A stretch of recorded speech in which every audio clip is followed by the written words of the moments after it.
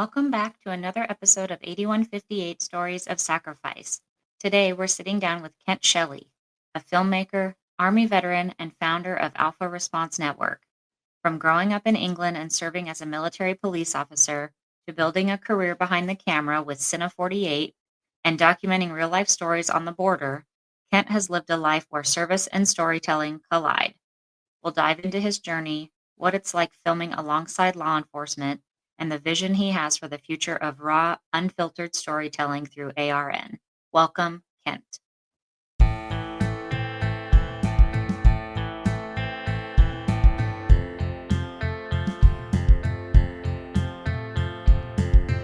You're listening to 8158 Stories of Sacrifice, where we honor the bravery of the first responders and the families who stand behind them. Real people, real stories, real heroes. This is 8158.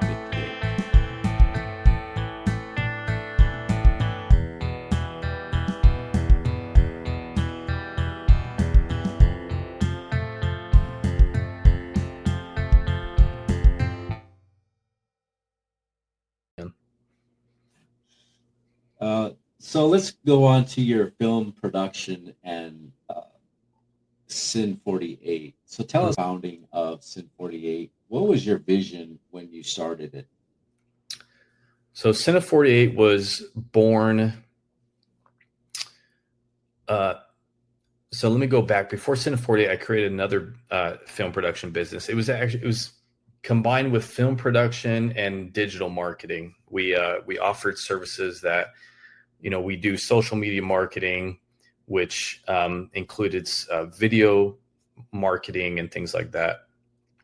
And then we had other clients who needed bigger projects like documentaries. Turning Point USA was one of our clients.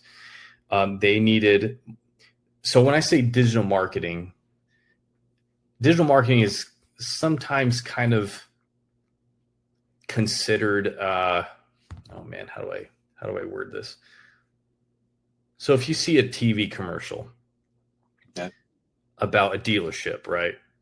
Those commercials are usually pretty cheap and not well thought out, not filmed very well. They're just quickly made, right? We would consider that fast production, which is a videographer goes out there and takes this crappy little camera and does this film, pieces this little video together. Yeah. Cine 48 was created more of the cinematic style. So we were doing documentaries. We'd already been doing documentaries, big corporate jobs. And we specialized in that cinematic style, which again requires a whole lot more than just showing up with a camera. So that's how Cine 48 was born. Clients needed more of that cinematic look, the more of the beautiful image, if you will. So yeah, I started Cine 48, 2018. It must have been right before I met Mark Lamb, actually. Actually, it's 2025 right now. So it's actually around 2020, I believe. We created Cine 48. But it was great, though, because that is what led me to meeting Mark through James, who saw some of our work. And though we'd been doing this years and years before, but I showed my buddy James a video that we had made about this. It's essentially a stuffed animal this girl created, but the animal was created for people with all sorts of ailments, PTSD, all this stuff. But long story short, I showed him this video that we created, and I brought this grown man to tears. Like, he was crying in my living room. And he's like, dude, this is absolutely incredible. He's like, the actual stuffed animal is kind of a cheesy idea, but yet you're able to take this product and create this really beautiful video. And yeah, he was pretty emotional from that. And he's like, "Hey, my best friend is Mark Lamb. Let me introduce you to him. He needs." At the time, Mark was working with essentially Live PD, the same crew, but they weren't called Live PD. Yeah.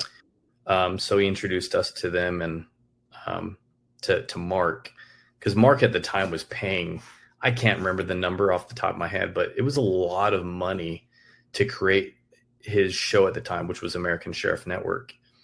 And that's kind of how it all started. But anyways, my point is, dude, Cine 48 was more of the cinematic style of production. That's why it was created for those higher end clients. Gotcha. Did that answer the question? I'm sorry. Yeah. Okay. Yeah, you got it. So what's the biggest challenge when you're blending tactical, action-heavy filmmaking with real-world law enforcement stories? I love this question, actually. So let me go backward a little bit. When we first started filming with Border Patrol, Texas DPS, we were all over the country filming with different law enforcement agencies. We went out with these giant, they're called cinema cameras, right? You got your very high end cameras. The bodies alone can be $200,000 for just the body. Ooh. And the lens is another, I mean, it depends on what lens you have. The glass, usually Japanese glass, can be anywhere from $15,000 to $60,000 just for lenses. So we were out there filming with this very, very expensive equipment, literally running gun style. Sometimes we'd find ourselves I remember in Texas, we were down south. I can't remember exactly where, but very thick brush where illegal immigrants would cross the border and hide in this brush, which is swampy, by the way. And we would be crawling through this brush with these giant cameras. The lenses would be getting scratched. The camera body would be getting scratched. And majority of the time we'd go home and we'd have to send this equipment in for repairs.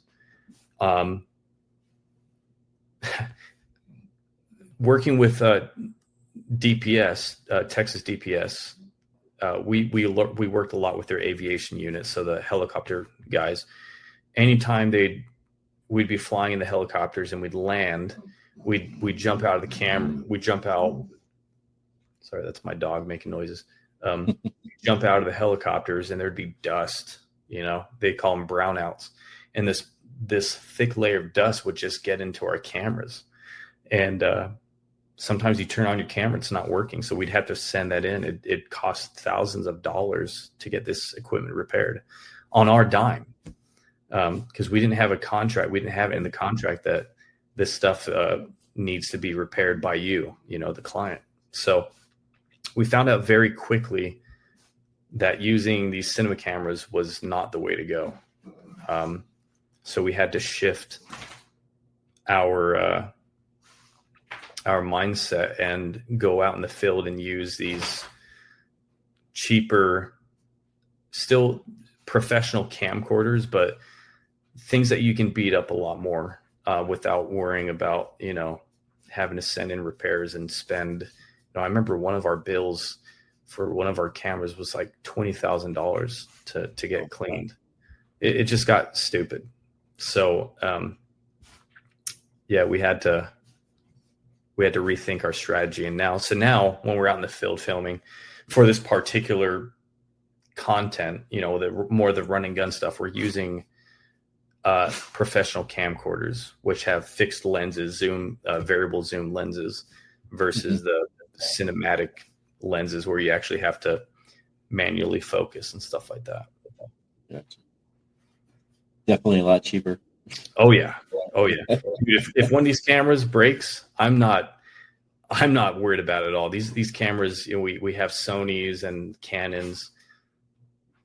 They're still $5,000 cameras, but that's a fraction of the price of our cinema cameras. So it's not a big deal, and everything's insured, right? So it's not a big deal if these cameras are dropped or dust gets in them and stuff like that. So Right.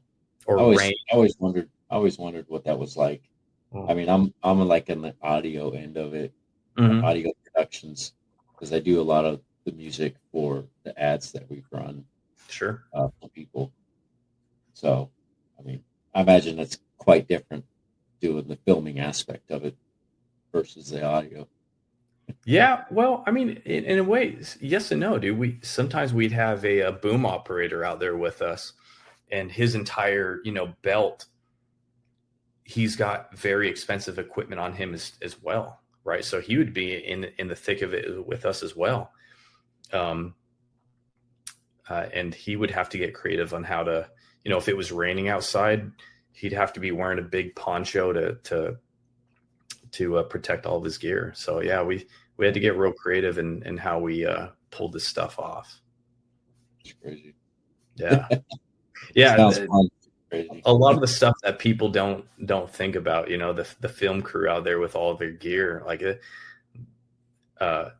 it's expensive gear. It's really expensive stuff. And we are doing our best to protect it, to film this stuff. Right. So let's get into Alpha Response Network. You launched ARN just last year. What was the driving idea behind it?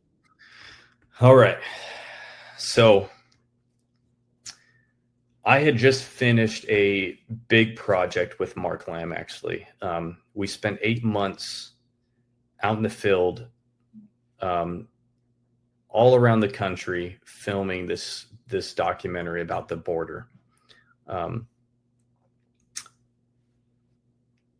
Along that journey, I had filmed with several different agencies all across the country, and how they were dealing with the border problem, right? Not just illegal immigrants coming, but the fentanyl, and the various different types of drugs that we're pouring through our border. That project ended, I think we wrapped in 2002. October of 2002, I believe we wrapped that project. And dude, I had just come off like the coolest documentary I've ever filmed. All the other documentaries were, they were whatever, right? They paid the bills. It was fun, but this documentary was, I got to hang out with law enforcement, right? My brothers, and kind of like what I was talking about before, that camaraderie, we're spending a lot of time with the same police officers or deputies. So we would spend a lot of time with these different police officers and deputies, and create a lot of fond memories and camaraderie, these friendships. And just had the best time of my life working on this project. So that wrapped up. I was like, dude, that was the most fun I've ever had in my life. What I'm going to do next? I essentially went back to our normal production stuff with it, which is corporate gigs and things like that. Stuff that still makes money, but it just wasn't fun. Right. So, I was at Mark. I was doing a lot of filming for Mark Lamb at the time, for whatever he had going on. Sometimes he'd call me and be like, "Hey, bro, do you mind just filming this real quick for me?" I was like, "Yeah, sure." So I was at his house one day, and after we wrapped whatever it was, I think I was filming some campaign stuff for him when he was campaigning for senator. He was like, "Hey, dude, what are you doing these days?" I was like, "I'm just back to normal production stuff, just filming boring crap. And he's like, well, what would you want to be doing? Or what do you want to be doing? I was like, dude, you're to blame for this. I found out very quickly I really, really love filming with law enforcement. It is the most fun I have had in years in film. It brought something. I found a new passion for film. And it was, just filming the crazy stuff they get into, right? It just got me excited. The most adrenaline you can experience. So in short, he basically said, hey dude, well, if you want to be filming that stuff, why don't you film with my county, film with my deputies, go out there, start your own little YouTube channel and go out and film this stuff. And I was like, really? You'd let me do that? He's like, yeah, of course, man. I'll give you, if you want to do it, go beyond my county, I'll give you contacts into other counties. And it's like a light bulb went off, dude. I was like, holy shit. Why didn't I think about this before? So yeah, that's how ARN was born, Alpha Responder Network. I left his house the happiest I have been in a long time. I was like, holy crap, I'm going to do this. And shortly after, I think it was a month later, I had created the LLC. I had come up with a name. I had already actually built up a few episodes because Mark Lamb hired my company, Cine 48, to go out and film American Sheriff Network. Those episodes, unfortunately, didn't air because American Sheriff Network was going through some sort of they were bought out by another company, by True Blue. So Mark said, hey, dude, you could even just use those first few episodes that you filmed for me for your channel. I was like, okay, sweet. So yeah, that's how it started, man. And then since then, we have built this community, not just on YouTube, but even here in Arizona, the sheriff offices that we work with, they're constantly hitting us up and saying, hey, Kent, you want to come out the next few days, or we've got this week open. Do you want to come out and film with us? I'm like, yeah, I'd love to. Which is really rare. At least I think it's a rare thing. Our content is doing something for these counties, for these sheriff offices, for the public. People are starting to realize and see that our style is a lot different. We don't go out and film all of the crazy stuff. Like if you watch Cops, right? It's mostly really intense footage. They're usually running after some dude, busting some guy for drugs, which we have filmed plenty of times. But our content is more focused on the raw side of first responders. The interactions that they have with the public, the good deeds that they do. A lot of these deputies. I mean, just recently, one of our favorite deputies, Cooper Stubblefield, he arrested a lady who had 4 felony warrants out for her arrest. So pretty serious crimes. But she had just got back from the grocery store. Her car was filled with groceries. So out of the kindness out of his heart, he asked the lady for permission to park her car. Which he stopped her in her apartment complex anyways. So once he found out that she had a vehicle full of groceries, he's like, hey, if you give me permission, I'll park your car and I will take in all your groceries and put it into the refrigerator for you. And that's exactly what he did. The public rarely sees that kind of stuff. And this stuff happens daily. daily. I mean, I see it every day when I'm writing these guys. It's the part you don't see it because it's not sexy, right? Right. It doesn't sell necessarily on how do I word that? It's the side you don't see, right? The good stuff. So we're different in the sense that we want to show the good that they're doing, right? It's not just about running after the bad guy. It's about the human side, the good that they're doing in their community. Yeah, what did this lady have 4 warrants, and was she going to jail? Yes, but he was still willing to help her out where he could. And since we've been doing this, man, we've received so much praise from not just the YouTube community or just the public, but the sheriff offices. They're loving what we're doing, and we're not going to stop anytime soon. Yeah, I wouldn't either. That's pretty awesome, because people rarely see the good side of law enforcement. That's right. That's right.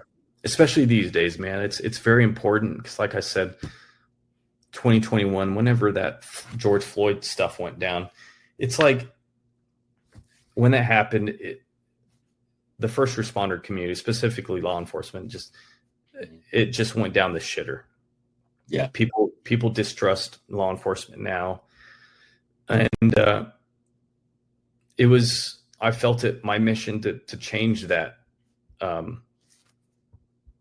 to change that view, to change society's view on law enforcement and show the good stuff that they're doing. So, yeah, that's what ARN's all about. We, but like I said, we don't just show the good stuff. It's everything that they do.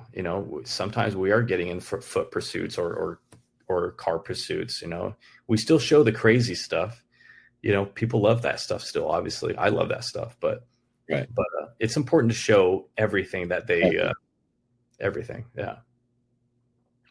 Yeah. So not just one-sided aspect of it. That's it. Exactly right. So let's talk about a little bit of your personal life. So your wife is currently in nursing school. How has her journey influenced or inspired your own work? I should bring her in for this.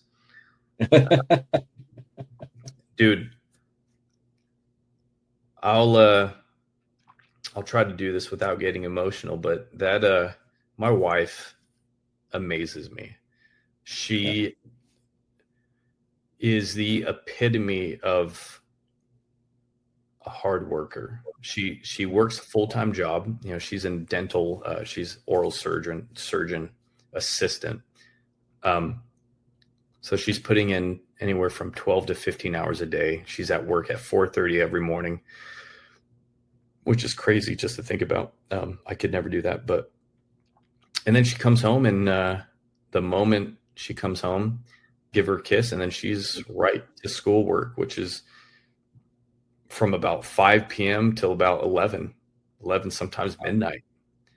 And it's literally a full day. And then she'll get 4 to 5 hours of sleep and then just repeat. That in itself is it's inspiring to me, because I don't work that hard. I work hard. I'd consider myself a hard worker, but it's on a whole different level, man. And it's really inspired me to be a better person, to try harder, to not be lazy, to not, just to chase after your dreams. She's been wanting to be a nurse since she was a kid, really. And she's chasing after it. And it's really, really inspiring to me. So I would say I would say that her work ethic has really changed my outlook on me personally, on how I want work myself. I want to set a better example of I just want to be better because of her. And dude,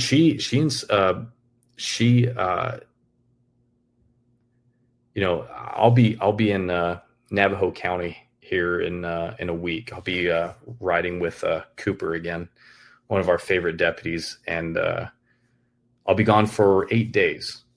And that's kind of the long. Usually we're gone for maybe 4 to 5 days anytime we go out and film. 8 days is kind of the longer stretch for us. And she is the most supportive person I've ever met. I feel like if she left for 8 days, I'd be a mess, man. I'd be like, man, what? Who's gonna take care of me? But she's so supportive of me, of the project, ARN. I couldn't be doing this without her, man. That's what I'm trying to say.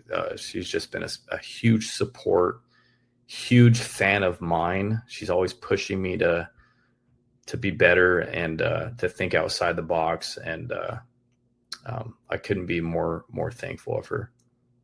Yeah. Amen to that. I know what that is like too. My wife's the same way. She's my productions manager. She's pushing me all the time. That's right. We are very blessed, dude. We are very blessed. Yeah. Absolutely.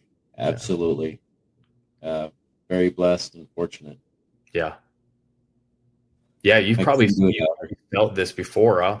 Sometimes I'll just want to throw the towel in and be like, dude, I'm done, man. I'm just going to go back to regular filming. Not that ARN is some of the most fun I've ever had filming content, but being on the road for, sometimes 2 weeks out of the month, it becomes exhausting.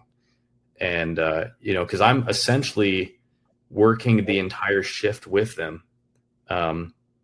And on top of that, as soon as we're done with that shift, I'll go back to the hotel and work on my other production stuff, whether that's editing or emails and stuff like that. So it becomes a lot. It becomes a lot.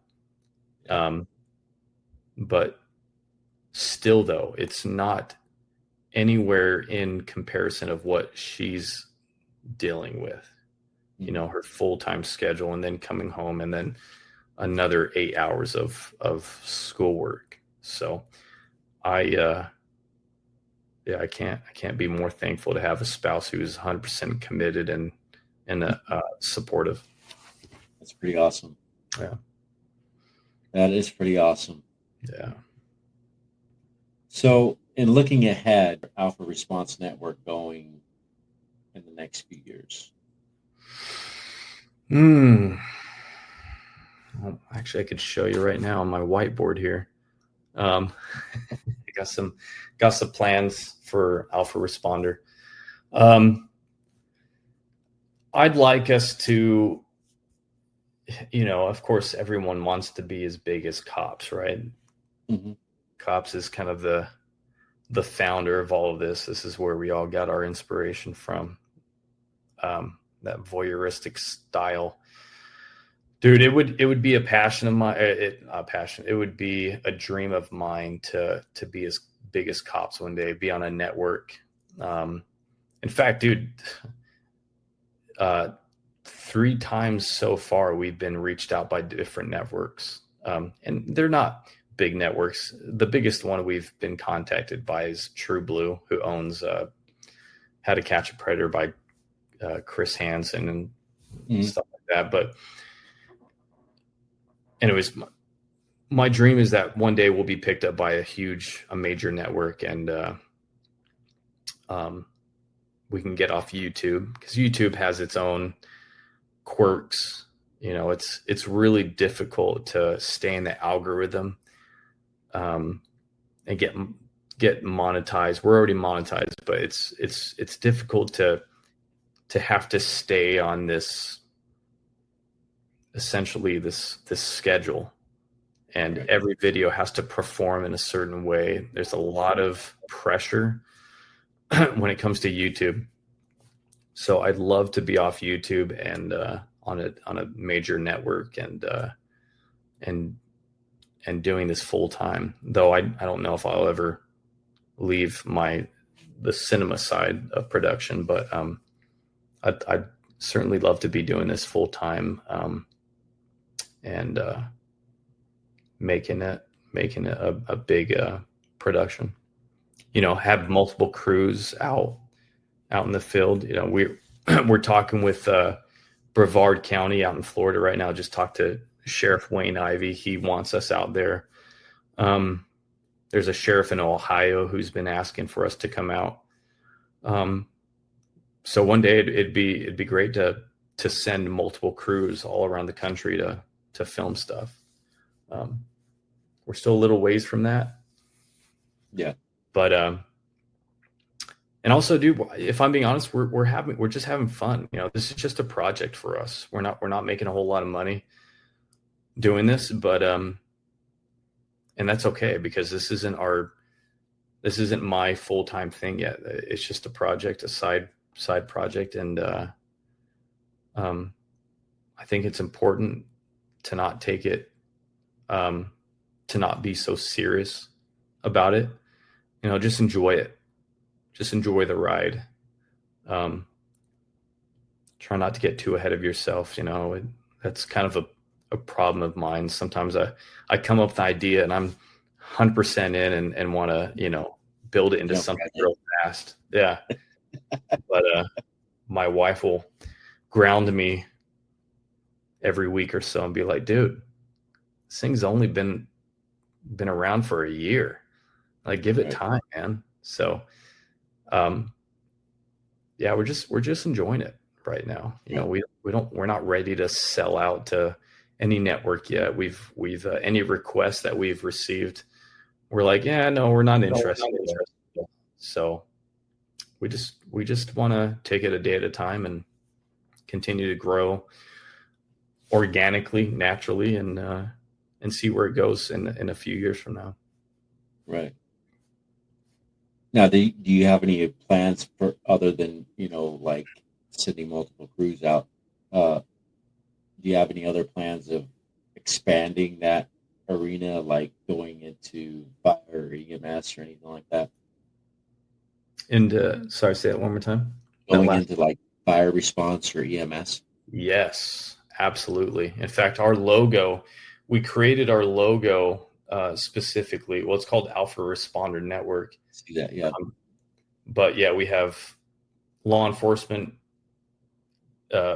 fire, and EMS here. Yes, the goal is to one day get in with these other the other sides of first response. We have been in contact with several of the fire departments here in Arizona, even out in Maryland. We've got a fire department who's interested in us coming out. Unfortunately, it's a lot different than filming with law enforcement.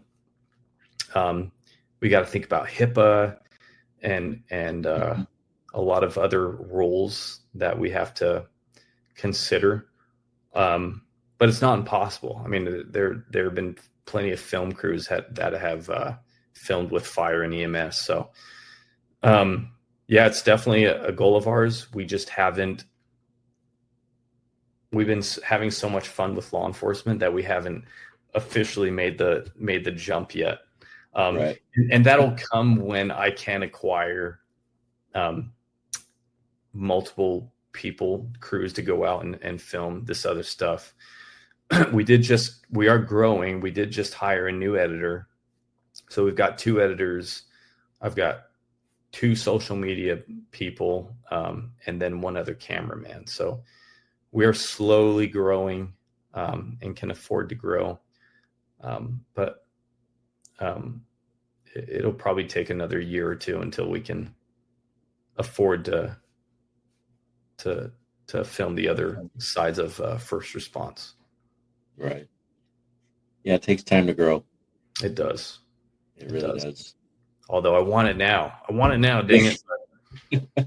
But in Trust reality, me, I'm trying to retire from truck driving so I could just focus on doing the podcast and the other absolutely, projects and stuff. But absolutely. uh, Takes time. it takes time, Yeah. and Yep. patience is a virtue. That's it. That's it, brother. One day we'll get there. Although, admittingly, I'd always wondered what it was like to do filming like that because I've never done anything like that before. But Mhm. I think it would be fun. It's a lot of fun, man. It's a lot of fun. It's a lot of fun. But It's the most fun you can. Better at it. Yeah. I was gonna say one of my buddies. I don't know if you've. His name is Jason Jones. He's a news correspondent with Newsmax. He's out in the field. He covers a lot of the border issues going on. But one of the funniest phrases he'd always say was, "The stuff that we're doing is the most fun you can have with your clothes on." And it's kind of true. Like it is. It really is the most fun I've ever had. Being able to work with law enforcement and being able to experience the stuff that they do, right? And not of all of it is I would say probably 80%, maybe even 90% of the stuff that we're filming is boring. We're spending a lot of time out there filming just stuff that is not fun. It's not glorify. It's not. We would never put it out. We would never put it out there because it's just not interesting.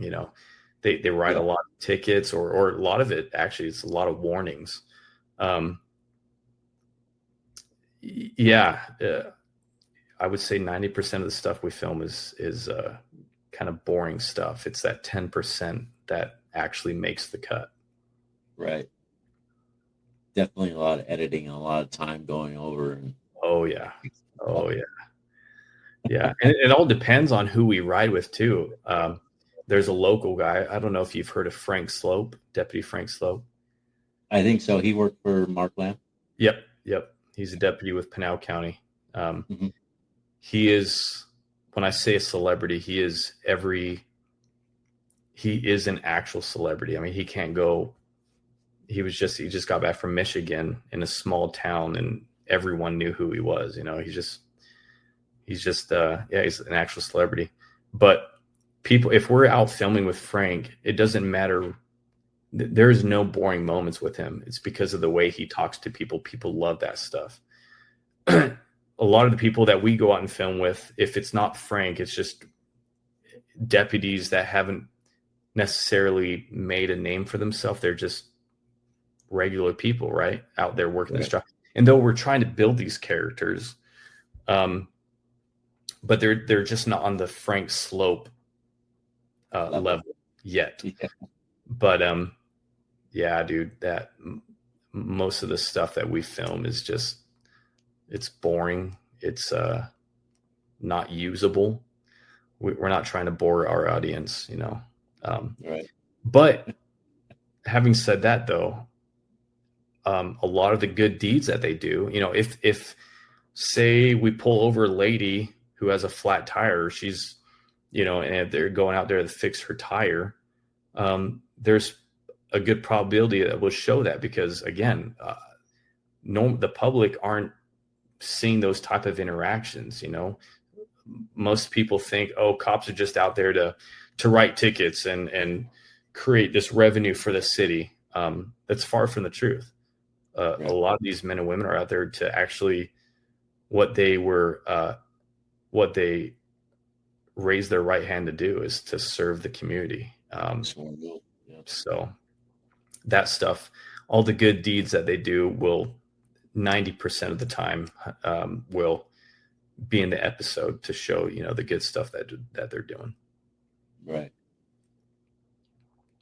So that must have been what Mark was talking about when he said something about Fridays with Frank. Mm-hmm. Frank Slope that he was talking about. Fridays. Yep, that's exactly right.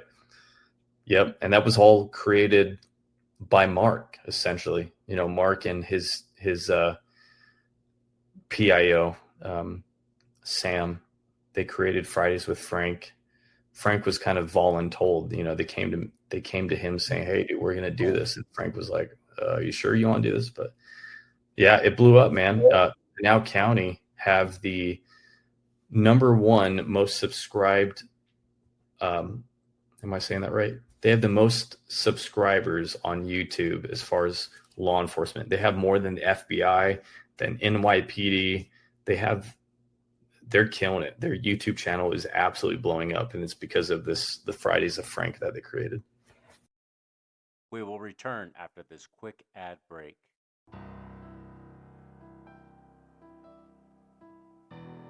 The William H. Bill Butler Jr. Foundation is on a mission to honor first responders and support those who serve.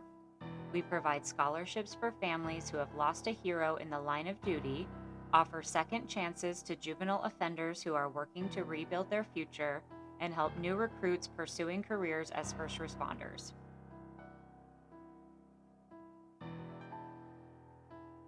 Through generous donations and the sale of merchandise, we're building a community that uplifts, empowers, and creates lasting impact.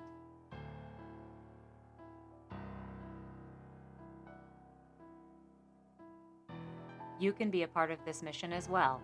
Visit 8158podcast.com to donate or shop today. Together, we can support those who serve, honor those we've lost, and give hope to those who need it most.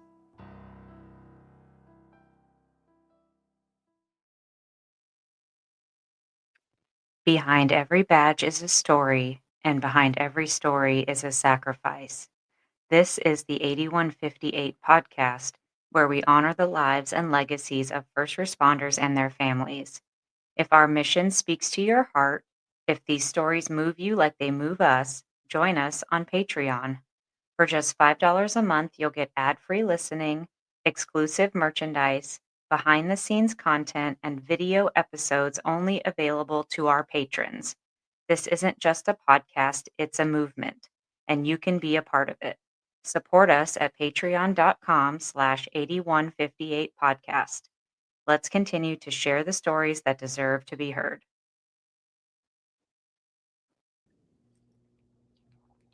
So that must have been what Mark was talking about when he said something about Fridays with Frank.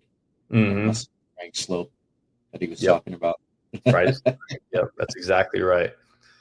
Yep, and that was all created by Mark, essentially. Mark and his PIO, Sam. They created Fridays with Frank. Frank was kind of voluntold. They came to him saying, "Hey, dude, we're gonna do this," and Frank was like, "You sure you want to do this?" But yeah, it blew up, man.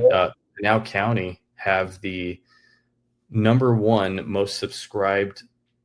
Am I saying that right? They have the most subscribers on YouTube as far as law enforcement. They have more than the FBI, than NYPD. They're killing it. Their YouTube channel is absolutely blowing up, and it's because of the Fridays of Frank that they created. Right. And we're lucky enough to go on and film with Frank. In fact, just last week I filmed with him, and it had been 8 months since I last filmed with him. It's extremely hard to get in with him because he's just always so busy. But we're excited. Not this Thursday. Sorry, not tomorrow, but the following Thursday, we're releasing that episode with Frank, and those episodes are always bound to blow up. I mean, I think we have 3 or 4 episodes with Frank, and those have all reached over 1 million views. So we're excited. We're excited to release this episode because we got into some good stuff with Frank. So for all your listeners, next Thursday, not this Thursday, but next Thursday, watch out for that episode. Yeah, watch Frank Slope. That's right. That's right. So for young creators or veterans who might consider a transition into media, what advice would you give them? Well, it's funny. when we this is kind of off topic, but when we look for people to come into our when we're looking to hire people for ARN, we're always looking for veterans first. Do we want them to have experience with film? Of course, but it's not always the case. A lot of the people, so because of the situations that we find ourselves in, sometimes we're in some hairy situations. I'd rather have a veteran out there filming, because obviously we're built differently, right? We're running to the action versus away from it. So I need people who aren't going to be afraid to film this stuff. So if I were to give any advice to people, veterans, or just anyone looking to get into film, man, I'd come work for us. We'll show you the ropes. We'll teach you everything you need to know. You just got to know how to hit a record button. Don't worry about the angles. Don't worry about all that crap. Just film what you're seeing. And I don't know, man, that's the first thought that comes to my mind. But yeah, as far as advice, I don't know, man. If you're, I don't know. So YouTube has been an excellent source of learning for me, and not just me, everyone in my profession. I mean, I know Hollywood producers and cinematographers who, to this day, I was just talking to my buddy last week. He's a huge Hollywood cinematographer. He's still, to this day, although he's amazing at what he does, but he'll hop on YouTube and watch videos from other creators just to learn new techniques. I mean, YouTube is a huge source of valuable information. So, and I use it all the time. I'm looking at other people's techniques, lighting, composition, stuff like that. So right. I don't know, if I had any advice, I would first say, hey, if you're interested in filming law enforcement, come and work with us. If you're not, hop on YouTube, learn everything you can about film, about media. There's just so much out there. That's pretty awesome. Yeah. Yeah. One of these days, maybe I'll venture out, but I don't know. If you do, dude, just know that we're looking for people. Okay. Yeah. I mean, I live in a boring town, so it's not that big. But Lexington and Louisville, that's a different story. I do hear it gets crazy in Lexington. Yes. But hey, man, I will say this though. Some of the craziest stuff that we've ever filmed has always been in small towns. Always. I don't know what it is. It's like people are bored and want to just do whatever they want. They're not as afraid of law enforcement in these areas. I don't know what it is, but it seems like anytime I'm in a very rural part of town outside of the city, that's where we get into the most action. Wow. Yeah. It's kind of wild how that works. It is interesting. Little hillbilly Bob out there. He's probably got drugs on him. Yeah, he just might. Got about hillbilly crystals on him. So if you could tell one story through a film that hasn't been told yet, through your filming, what would it be? Are you asking what the most memorable experience is in my journey of filming? Okay. Yeah. Man, that's a tough one, dude, because there's so many. I will say this. I was instantly hooked. I think we had already had 3 or 4 episodes go out. We were still very brand new to this. This is with ARN specifically. Now, before ARN, obviously, I mentioned I was working with Texas DPS and Border Patrol. Filmed a lot of crazy shit doing that with them. Filming people bringing drugs across the border. I found myself on the border once, filming across from Mexico, and with our zoom lenses, seeing in real time cartel activity, shootings, wars going on the opposite side of the border. Film really takes you to some crazy places. Crazy places. There have been plenty of times where I'm just like, how the hell did I get here, dude? It's been a while. But I don't know. The first thing that comes to my mind with ARN specifically is, this is probably about a year ago. We were out filming with a deputy. I was in another car while my partner at the time was in a different vehicle.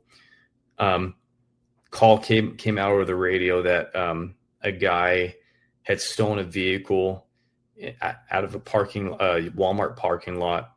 It was a Range Rover. It was a really nice kind of SUV. It was a attempted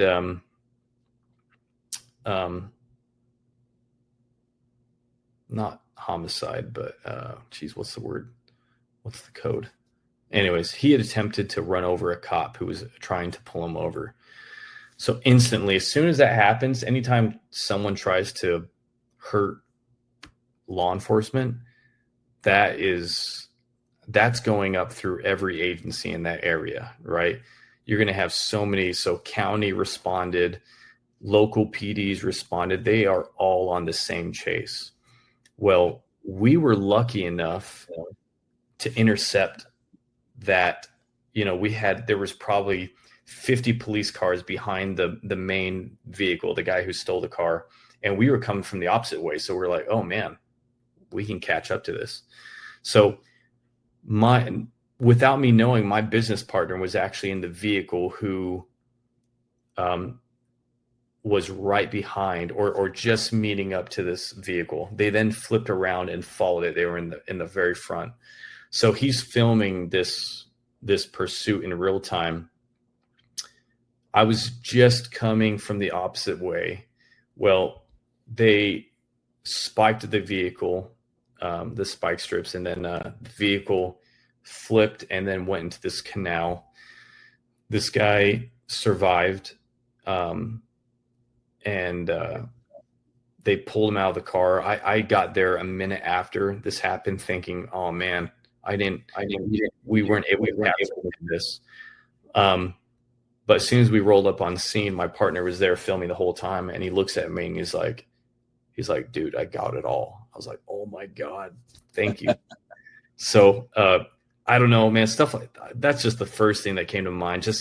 Just being involved in a pursuit. Again, I can't explain the adrenaline you're feeling, and I was with a canine officer, so he released his dog, and just so much going on, man. You got the lights flashing, you got people yelling at him to get out of his vehicle.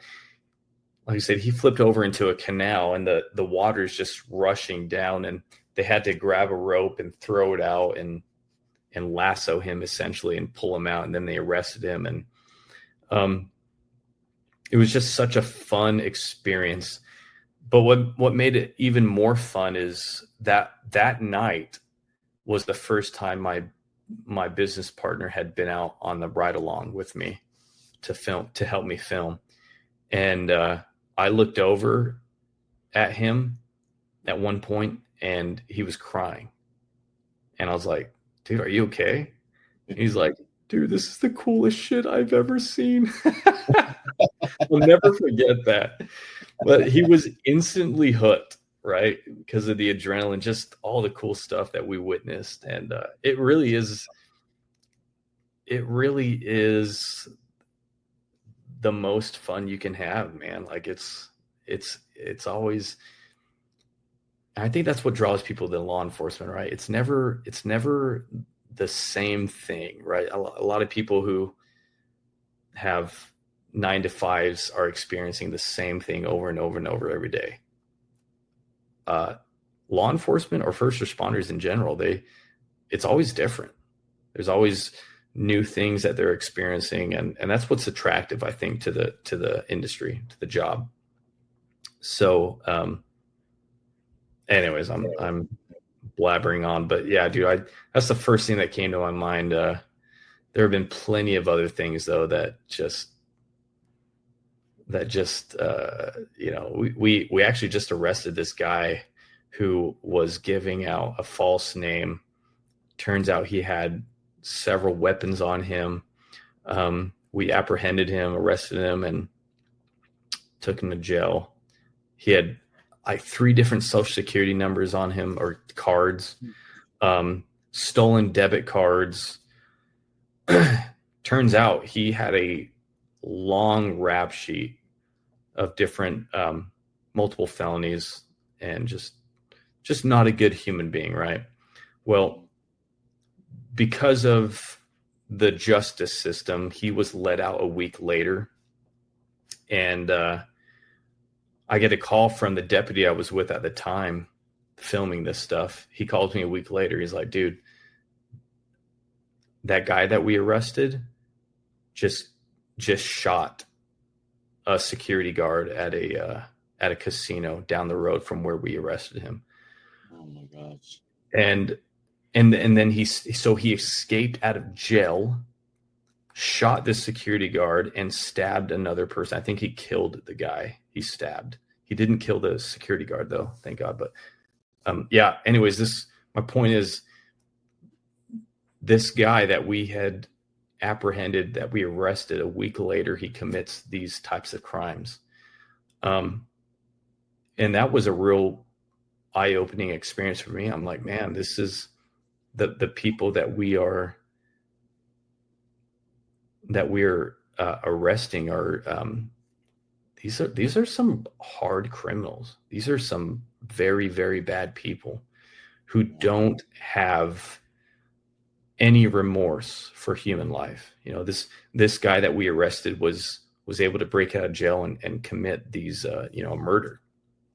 It's wild to think about it in that way. A lot of these people that I film being arrested have been murderers or are out there to commit murder and some of these heinous crimes. So that's always an interesting part of that, that I have experienced.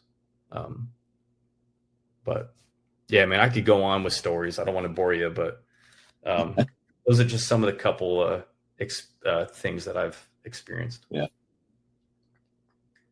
Yeah, that's pretty sad that the justice system sometimes doesn't always work. Yep. Same thing with my cousin's situation. The guy that killed him, he'd already been to jail, and he'd already had gun charges, drug charges, and was let out and ended up back with another gun. Jeez. To kill a police officer or a sheriff's deputy. Yep. Not just any sheriff's deputy. Your cousin. One of the good ones. Yep. My cousin, he was one of the good ones. Your blood. I mean, not meaning that none of the other deputies' lives Right. They all matter to us. Of course. Of course. This was your own family. Yep. Right. This is our blood, Yep. Yeah. So yeah, man. He ended up, from what we heard, every shot counted. Say that one more time. Every shot. From what we were told, every shot counted. Every shot counted. Ugh. Yeah. Between the SWAT team and all the surrounding counties and the state troopers that were there. Good. I mean, so that's what you get when you kill a police officer or a sheriff's officer or anybody that's in law enforcement. That's right. That's exactly right. Justice is served. Yeah, it was swift. I mean, it took him 4 hours to find him as he was hiding in the brush. I mean, this is Michigan, so Yeah. There's a lot of trees. There's a lot of brush. It wasn't Yeah. a rural area. But they had eye in the sky, and they found him 4 hours later. He was about 2 miles away, Wow. just hiding in the bush. And, that was his resting place. Yep. Wow. Mm-mm-mm. Yeah. Sad. It He is, didn't man. have to do that either, because Yeah. my cousin, if the guy was in dire need or help, he would have, counseled him, helped him out anyway. But, Yeah. of course, he had to do his job. He had to, stop the threat Right. and then put him in custody.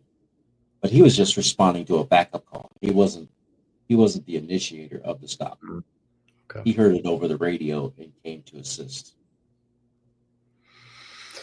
Yeah, So, I hate that. Yeah, did you hear it all too often, man. Same situation. Yeah, it may not be the officer or deputy who initiated stop. It could be someone who wasn't even involved in the stop. Yeah, that's just the reality of the job, man. But thank God we have men and women out there who are willing to take on that risk. The 1% of society who want to do that job, and that's why I will always be forever grateful for these people. I mean, imagine a world without laws and law enforcement. It would be chaotic. It would be chaos. And because we have people who are willing to put on the badge and keep under control. We live in a world that's, of course they can't be there for everything that goes down. What I'm trying to say, Yeah.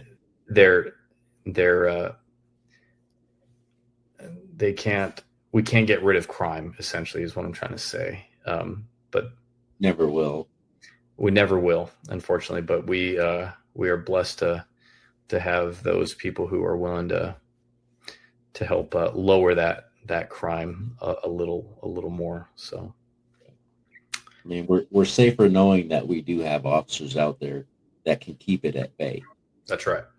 That's and that it. If something does go down, they will be there. That's exactly right. That's exactly right. So, I always honor our men and women that serve us, military, law enforcement, fire, EMS, all that stuff, because without them, it would be utter chaos. That's right. Yeah, dude, you're 100% right. I think just a week ago, we're in this newer housing development, and one of our neighbors, the house on the opposite side of our road, it just burnt down a few days ago. And luckily the fire was able to get there and put the fire out before it spread over to the other two houses that were on the opposite sides. And it got me thinking, if we didn't have first responders, all of these houses could have burned up, right? The entire community. That fire could have easily spread to the next house and then to the next house.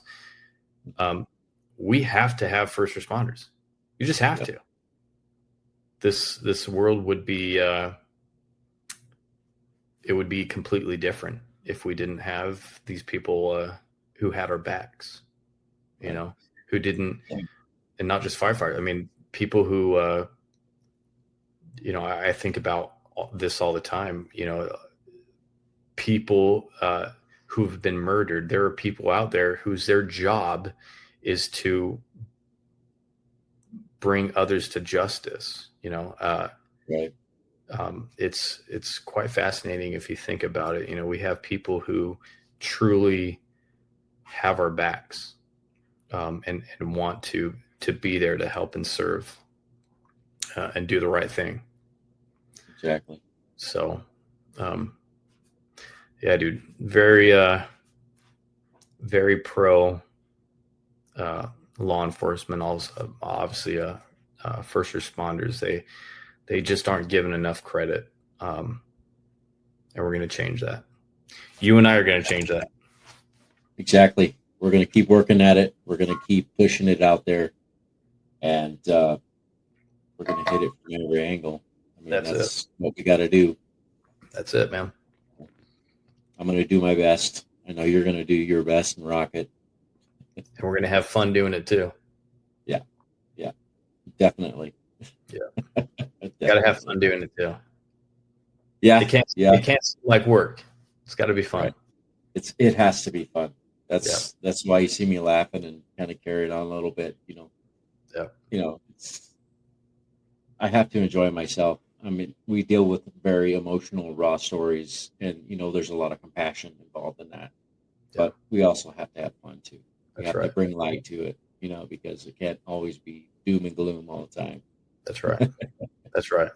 But we have to speak the truth and be honest and open and all that stuff. So totally. Yeah. Yeah, we've got to show the full picture. It's not the most beautiful. What's the word I'm looking for? It's not the most beautiful job, but someone's got to do it.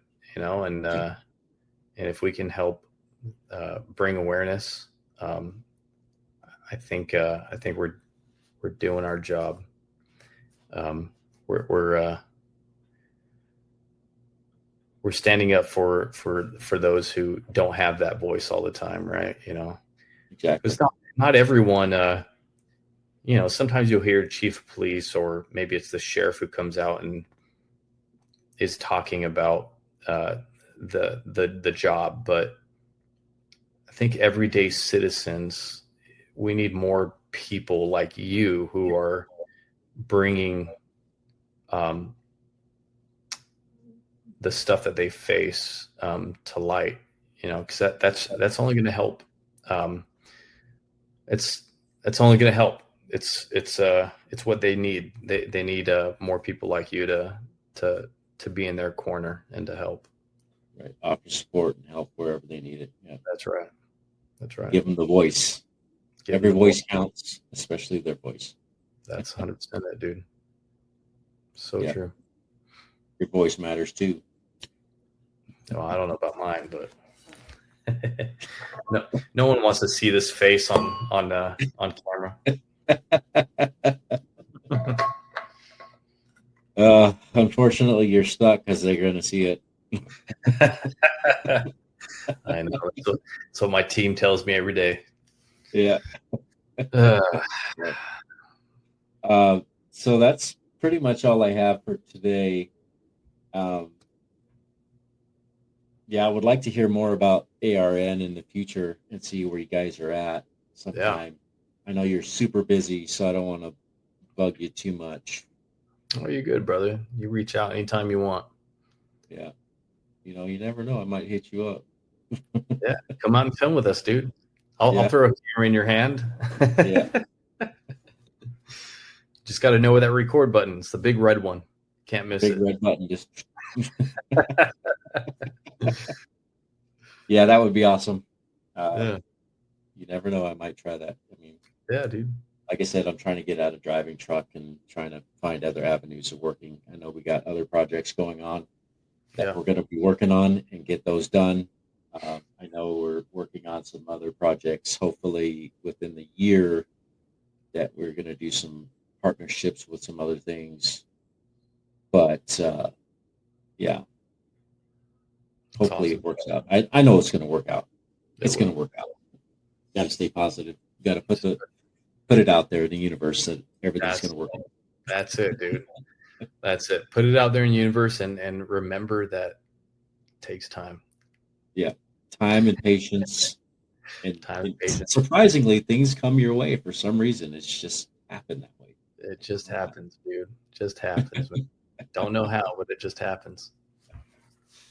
All right, buddy. Loved having you on here. It's been an awesome conversation. Been an honor, dude. Great. I love talking to you, man. You're pretty cool. Likewise. Thanks, man.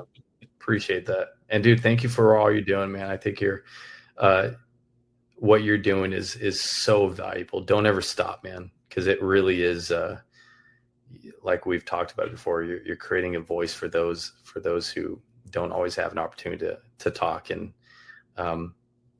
you're doing great things, man. It's just so awesome. If we could clone you and have hundreds of you, that would be the dream. Yeah, I wish I could be cloned and I could be in multiple places at once. So all right. Hey, maybe one day we will. Who knows, with all this AI and all that stuff going on. Multiple clones with one bank account. Yes, exactly. One bank account. Yeah. So I'm not greedy. I just want to live and retire. Exactly. That's the dream, dude. That's the dream. But I'm always looking for new adventures. I'm always looking to push myself forward to do better things and to promote law enforcement and to, help with the mental health aspect of it, and, just throw myself into things, because I find that I have to do that, because if I don't, then I never will. Yeah. So I have to force myself into things, not necessarily force myself into things. It's like I'm impulsive. Mm-hmm. Then I find out, like, I should have been doing this a long time ago. Yep. You know exactly what you're talking about. So it's a good way of looking at it, man. I'm right there with you. But yeah, man, keep killing it, dude. You're doing great things. Yeah. Check in a year from now or 6 months, and let's chat about what's been going on and kind of where we're at now and where you're at, and talk about all the good that we're doing. Absolutely. That would be fantastic. Yeah. I know we have a lot more episodes coming out. We have more guests that are on the lineup. And so it's going to keep rolling, and we're going to keep getting more people on. I know we had a couple of people reach out to us. One is running for sheriff in Texas, I believe, and the other one is running for Congress in Texas. Nice. So, heck yeah, man. Hopefully we can get them on there. So yeah, they reached out to us, so we're going to oblige them. That's awesome. We're not going to talk about politics, but talk about their history and why they're going to do what they're going to do. Perfect. Yeah, keep politics out of it. Yeah, no one wants to hear that. Right. Yeah, that's cool, man. I wish. Just a side note, Texas. So we were allowed to film with Texas. Oddly enough, the state of Texas does not allow drama series to film with law enforcement. So cops aren't allowed there. Live PD aren't allowed there. It's all because of an incident that happened years and years ago where one of the crew of cops actually lost his life. So they put an end to that. Governor Greg Abbott said no more. So, which is unfortunate because we have built a lot of relationships in Texas over the years. But yeah, that's the one state we're not allowed to film in. Other than if it's for news, which when we were filming this documentary, it was considered news. News, right? So, but just a side note with Texas. But I'm sure your conversation with the soon-to-be sheriff is going to be interesting. Can't wait to hear that one. Yeah, hopefully he gets on here, and hopefully he makes sheriff, and hopefully the congressman does his job. They seem like some pretty good guys, really good patriots. Heck yeah. And that's what this country needs. That's patriots. 100% right. Yeah. Just like Mark Lamb, he said on your podcast, he said something to the effect of he's not so much a politician. It's more just we need people in this country who are willing to stand up for people's rights. And for him specifically, that's God, freedom, family, and the Constitution. Right. And if every politician thought the same way Mark did, dude, this world, this country would be in a whole different place. Right. So nothing could stop it. That's it. That's exactly right. Nothing could stop us from being the great nation that we once were. That's right. That's right. But yeah. All right, brother. Well, thank you again for having me on, man. Reach out in a few months, 6 months, a year from now, and let's redo this. Not redo it. Let's do this again. Revisit and see where we're at. Yeah, absolutely. That'd be fantastic. You have a good night, buddy. All right, good talking to you. Likewise, bro. Have a good night. See ya. Bye. ARN. It's on YouTube, and they follow law enforcement. Obviously, if you listen to the episode, you heard what they do. So it's a great thing. It's a great thing to see how with certain media, you only see part of what first, like law enforcement does, as opposed to actually seeing a broader spectrum of what they do. They don't just run and gun. They do help out their community in a different way as well. And a lot of officers are kind and they're genuine. So that's pretty awesome. We have to know that side of people. We have to know that side of our officers, just so people know. And obviously that sheds light as well. It's similar to what we're doing with this podcast, is shedding light on our first responders and our law enforcement. But with that, we thank everybody for coming on and listening to the podcast. And we hope that you all have a wonderful night. Love you. And God bless. And one more thing. We just currently were approved for ads to be paid ads to come on here. They will be played after the episodes. These aren't the ads that we created. These were ads that were bid on, that were put onto our podcast. These are paid ads. So if you guys would just please listen to those ads. I know it's boring and sometimes ads suck. But if you listen to those ads, we get paid something for those. And for every ad that you listen to, it builds up the algorithm and it builds up the amount of money, which helps us keep the podcast going. So if you just be patient, there are 30 seconds. There's like 4 30-second ads a piece. So that's 2 minutes of your life. And if you're listening to the podcast and you haven't started listening to the podcast and you listen from the first episode on up, you're going to listen through the whole thing anyways. So you might as well just go ahead and listen to the ads. And it helps us. It helps us keep the podcast going, and it's going to help us build, and it's going to help us thrive, and it'll help us reach out to more people so that we can get more stories out for our listeners. We love our listeners. So with that being said, thank you and God bless. Have a wonderful night.